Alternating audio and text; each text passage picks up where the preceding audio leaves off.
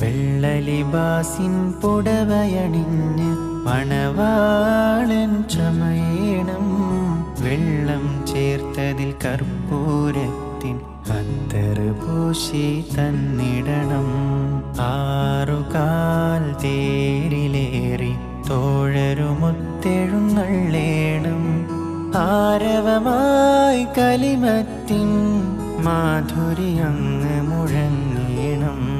വെള്ളലിബാസിൻ പുടവയണിഞ്ഞ് മണവാളൻ ചമയണം. വെള്ളം ചേർത്തതിൽ കർപ്പൂരത്തിൻ അത്തറ് പൂശി തന്നിടണം.